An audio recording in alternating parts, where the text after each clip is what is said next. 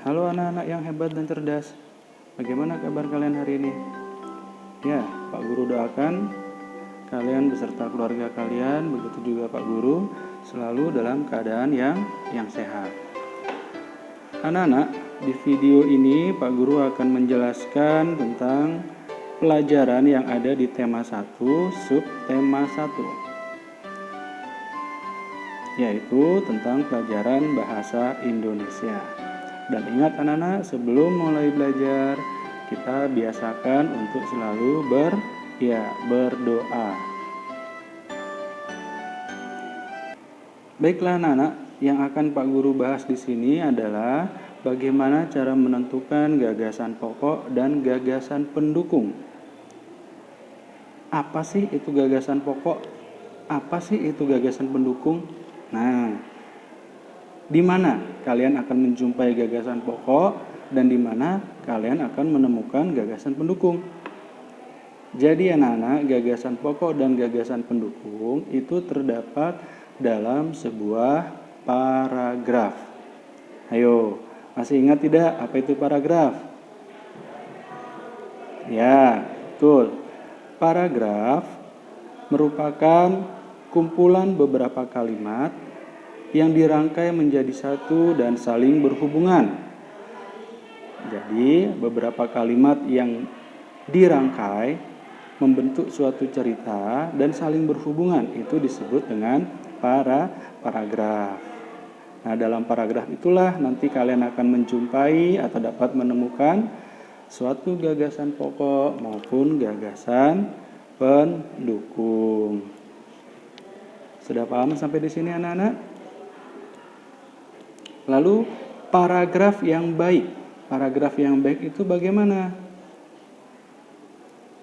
Jadi, kalau paragraf yang baik itu akan mempunyai satu gagasan utama anak-anak. Jadi dalam setiap paragraf itu hanya akan mempunyai satu gagasan utama. Kemudian akan terdapat juga gagasan pendukung. Dan dalam paragraf tersebut mempunyai satu kalimat utama serta mempunyai beberapa kalimat pendukung atau penjelas. Nah, tentunya dalam satu paragraf itu paling sedikit atau setidaknya terdiri dari 5 kalimat. Meskipun tidak semuanya ada 5 kalimat, tetapi rata-rata yang baik itu adalah mempunyai 5 kalimat. Udah paham anak-anak?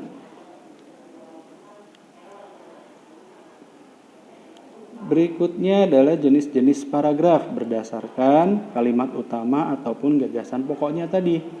Yang pertama itu ada paragraf deduktif. Apa anak-anak? Paragraf deduktif. Ya, paragraf deduktif itu adalah paragraf yang kalimat utamanya terletak di awal paragraf. Yang kedua adalah paragraf induktif. Paragraf induktif itu adalah paragraf yang kalimat utamanya terletak di akhir paragraf. Dan yang ketiga adalah paragraf campuran.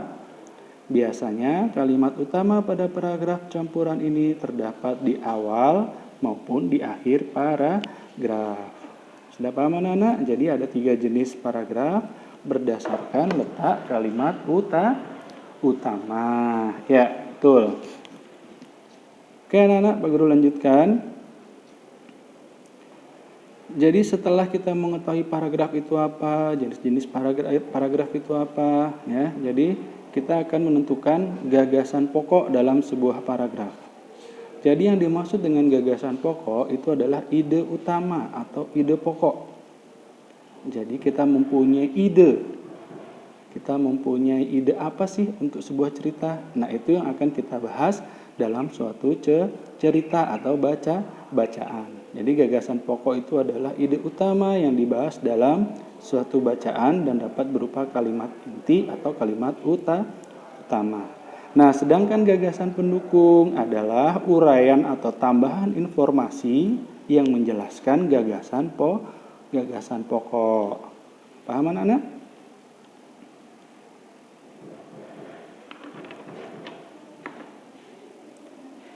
Nah, sekarang bagaimana cara menentukan gagasan pokok dan gagasan pendukung tadi? Yang pertama, nah tentunya anak-anak harus membaca dengan cermat, membaca dengan seksama. Bila perlu, bacaan tersebut diulang beberapa kali. Paham anak-anak? Jadi harus membaca dengan cermat, membaca dengan seksama, tidak harus cepat-cepat. Jadi biar kalian mengerti apa isi dari paragraf. Nah, kemudian yang kedua, ingat bahwa gagasan pokok tadi terletak di awal, tengah, ataupun akhir. Jadi setelah membaca dengan cermat, membaca dengan seksama, kalian akan menemukan, ya, kalian akan bisa menemukan ataupun menentukan yang mana menjadi inti, yang mana menjadi pokok dari sebuah cerita dalam suatu paragraf. Sudah anak-anak? Nah, ini ada contoh sebuah paragraf, ya. Pawai budaya sangat menarik bagi warga kampung Babakan. Pawai ini selalu menampilkan keragaman budaya Indonesia. Udin dan teman-teman tidak pernah bosan menanti rombongan pawai lewat. Tahun ini mereka datang ke alun-alun untuk melihat pawai tersebut. Kakek Udin pun terlihat sabar menanti. Terdengar suara gendang yang menandakan rombongan pawai semakin dekat. Nah, dalam paragraf tersebut, kalau anak-anak lihat ada berapa kalimat? Coba perhatikan dan dihitung. Sudah? Ya, betul. Ada 6 kalimat. Ya, ada 6 kalimat. Perhatikan lagi. Jadi satu kalimat itu, ya, dari awal huruf kapital atau huruf besar sampai ditandai dengan tanda titik. Itu artinya ada satu kalimat. Jadi dalam paragraf yang Pak Guru baca tadi dan kalian baca tadi, itu semuanya ada berapa? Ada 6 kalimat. Nah, coba diperhatikan lagi. Kalimat utamanya, pawai budaya sangat menarik bagi warga kampung Babakan. Itu adalah kalimat utama yang terletak di awal paragraf. Ya, betul. Jadi, kalimat utama tersebut bisa kita jadikan sebagai gagasan pokok. Tetapi tidak perlu semua kalimat atau semua kata-kata kita tulis. Cukup kita ambil intinya saja atau secara umum. Jadi kita simpulkan gagasan pokoknya adalah pawai budaya kampung Babakan. Paham anak-anak? Ya. Sampai di sini paham bagaimana menentukan gagasan pokok?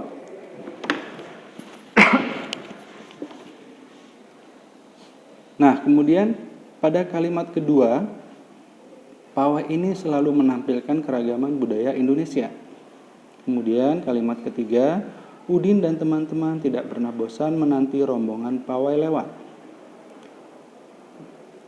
Kalimat kedua, kalimat ketiga, kemudian kalimat keempat, dan seterusnya sampai ke-6, itu merupakan kalimat penjelas. Jadi kalimat-kalimat tersebut menjelaskan inti atau pokok bahasan yang dibahas pada kalimat pertama. Jadi pada kalimat kedua dan seterusnya sampai ke-6 itu merupakan gagasan pendukung. Paham anak-anak sampai di sini? Kalau belum paham nanti silakan diulang lagi atau diputar ulang lagi videonya, ya. Jadi besok Pak Guru akan memberikan tugas buat kalian tentang gagasan pokok atau gagasan utama dan gagasan pendukung. Baiklah anak-anak, cukup sekian penjelasan Pak Guru tentang gagasan pokok dan gagasan pendukung dalam sebuah paragraf. Nanti Pak Guru akan berikan tugas buat kalian sehingga kalian makin paham apa itu gagasan pokok dan gagasan pendukung. Dan anak-anak bisa putar ulang video ini untuk lebih memahami materi yang Pak Guru berikan. Baik anak-anak, tetap di rumah, tetap jaga kesehatan, dan semoga kita selalu dalam lindungan Tuhan Yang Maha Esa. Dadah anak-anak.